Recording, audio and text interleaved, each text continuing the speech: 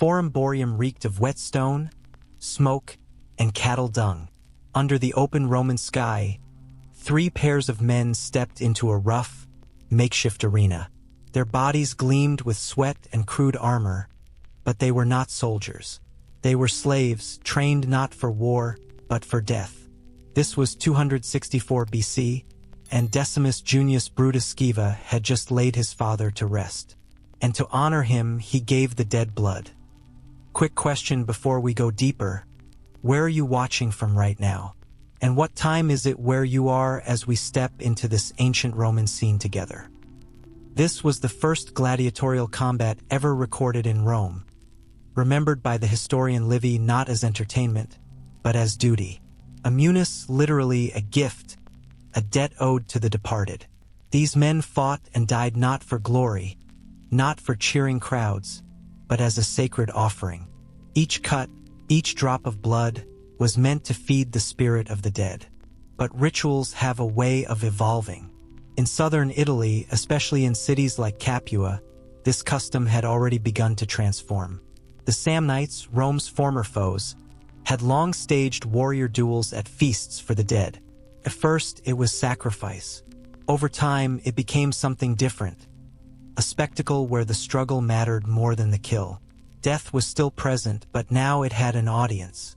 The Christian writer Tertullian would later describe it as blood spilled for the satisfaction of the dead.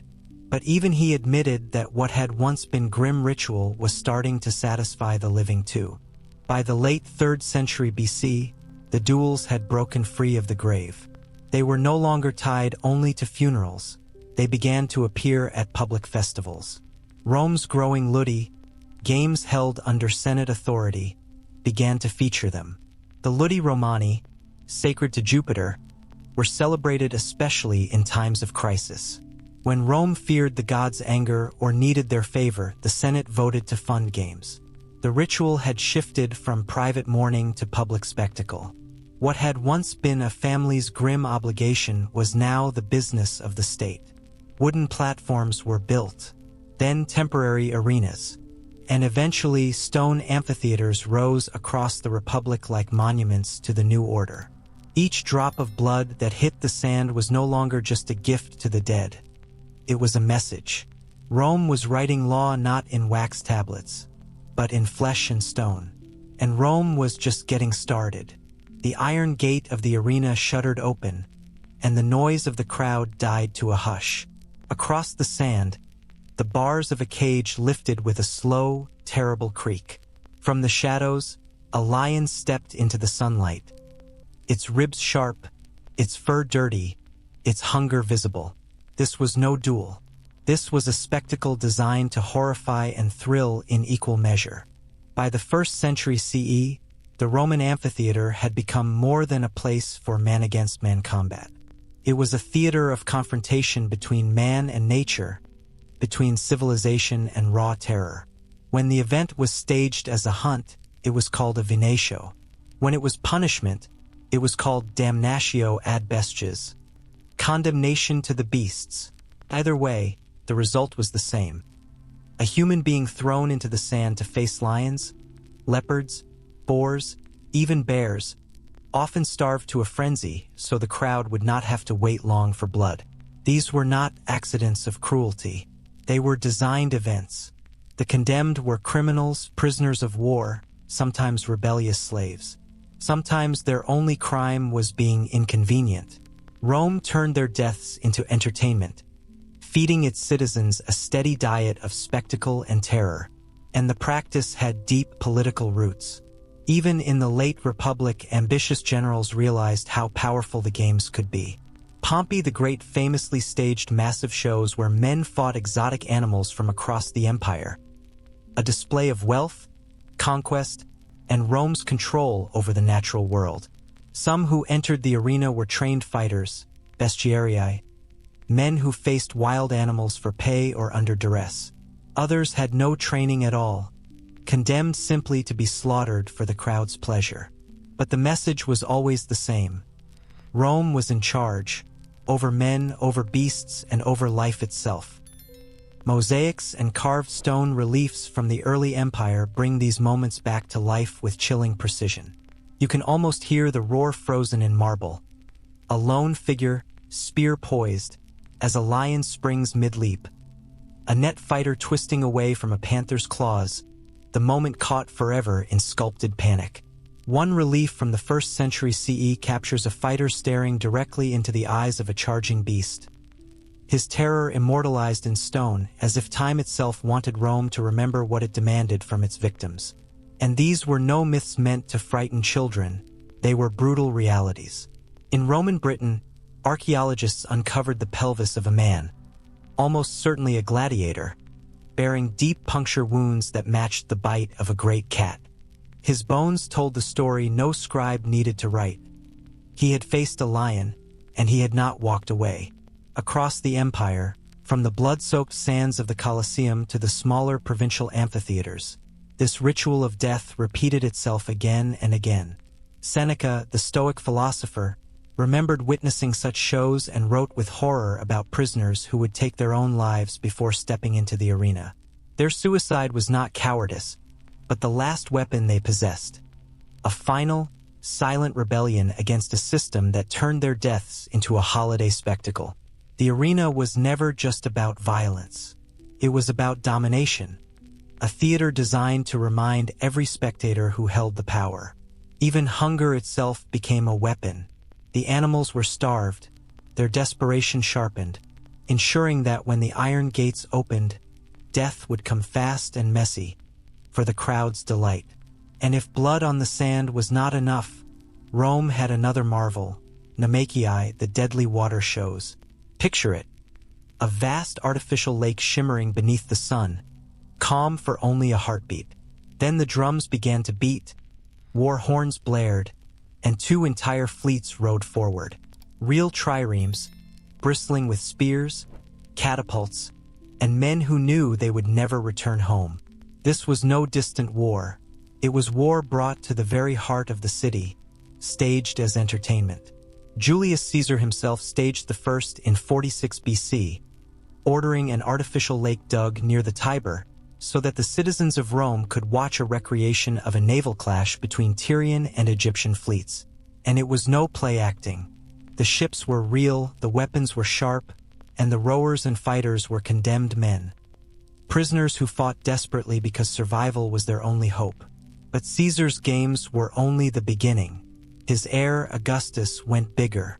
In 2 BC, he ordered the construction of a colossal basin measuring nearly 1,800 by 1,200 Roman feet. A body of water so massive that he had an entirely new aqueduct, the Aqua Alsietina, built just to fill it. Upon those waters, 30 warships clashed in a staged war so large it involved thousands of combatants. The scale was staggering, a message to every Roman citizen. Rome did not merely conquer armies. It commanded the very elements. Sometimes the spectacle became even grander. In AD 52, Emperor Claudius had Lake Fucine drained and turned into an arena so vast that an entire naval battle could play out before the emperor's eyes. As the doomed fighters saluted him with the now immortal words, Morituri te salutant, those who are about to die salute you, history captured a moment that was both solemn and spectacular. Whether those words were scripted by the emperor's men or cried out by desperate convicts, they became the anthem of Rome's most infamous entertainments. By the time the Colosseum opened under Titus, Namakii had become synonymous with imperial might and magnificence. Some historians even suggest that during the opening ceremonies, Titus may have flooded the arena or used Augustus's basin nearby to stage a final, jaw-dropping naval battle, as if to say, in Rome, even the sea itself was a performer. Later, during the reign of Domitian, Rome may have taken its obsession to yet another level, flooding the very floor of the Colosseum to stage miniature naval battles inside the most famous amphitheater in history. Imagine it. The sand replaced with water, ships clashing beneath the cheers of tens of thousands. And even a century after Julius Caesar first dug his artificial lake, the tradition showed no signs of fading. In AD 109, Emperor Trajan built the Namakea Vaticana, a massive flooded arena near Vatican Hill, to keep the spectacle alive. Crowds gathered to watch yet more desperate men fight to the death on water, the sound of oars splashing and war horns echoing across the city. Each Namekia was more than entertainment. It was a performance of absolute dominance. It was Rome saying, "We command rivers, we command men, we command destiny itself." These were not just reenactments of war. They were state-sponsored reminders that Rome's power was so great, even war itself could be scripted, staged, and controlled. But Rome was not finished. By the time the Colosseum officially opened in AD 80, death had become theater, and theater had become death. Executions were no longer a grim necessity to rid the state of criminals. They were centerpiece performances. Emperors, beginning with Titus himself, used the quiet of the midday break between gladiator matches to stage scenes so shocking that they blurred the line between mythology and massacre. Martial, the poet who witnessed those opening games, wrote of what he saw, and what he saw was chilling. He described an Orpheus figure stepping into the arena, lyre in hand, singing to tame wild animals. But this was no gentle myth where beasts were lulled to sleep. In Rome's version, Orpheus was torn apart. Perhaps the most disturbing spectacle was the reenactment of the myth of Pasiphae, the Cretan queen cursed with a monstrous lust for a bull. In front of thousands, a condemned woman, or perhaps a man dressed as one, was thrown to a beast in a grotesque parody of her fate. The crowd did not merely watch. They roared with excitement, as myth, punishment, and raw voyeurism fused into one horrifying ritual. Fire, too, became a player in this theater of pain. Victims were forced into the tunica molesta, a garment soaked in pitch before it was set ablaze. Sometimes this was presented as the death of Mucius Scaevola, the legendary Roman hero who proved his loyalty by burning his own hand. Whether the condemned played Scaevola or some other fiery martyr, the outcome was always the same. Screams rising over the roar of applause, until only the fire was left to speak for them. Tertullian, writing later as a Christian living under Roman rule, condemned these scenes with bitter clarity. He wrote of victims turned into living torches, burned alive and mocked as though their suffering were a stage play. "We are mocked as kindling men," he said, describing how human agony had been turned into an afternoon amusement. These weren't stories told to inspire virtue, they were weapons of control. Rome didn't merely kill its enemies. It staged their deaths like grand theater, draping them in the language of myth so that every citizen believed they were witnessing justice, when in reality, they were witnessing raw power on display. As blood soaked the sand, as the waters of the Namekiai ran red, as flames devoured the condemned, Rome fused death, theater, and politics into a single spectacle. Every execution, every gladiatorial fight, every public punishment reminded the crowd of one terrifying truth. Rome didn't just rule their lives, it ruled the very terms of their deaths. And even now, those echoes are hard to shake. They haunt our debates about public violence, about entertainment, about why humanity still hungers to watch suffering from the safety of the stands. So here's my question for you. Which of Rome's spectacles do you think revealed its power most clearly? The funeral duels? The beast hunts? The staged naval battles? Or the mythological tortures? Drop your answer in the comments. I love hearing which of these brutal traditions fascinates you the most. And remember Seneca's warning in his letters to Lucilius. I come home more greedy, more ambitious, more self-indulgent. Yes, even more cruel and inhuman, because I have been among human beings. Maybe, just maybe, we're not so far removed from those roaring crowds in the Colosseum after all. If you enjoyed this deep dive into Rome's dark theater of death, make sure to like, share, and subscribe to Vassal Truths. Together, we'll keep exploring the moments where history turns brutal, strange, and unforgettable, and what they still say about us today.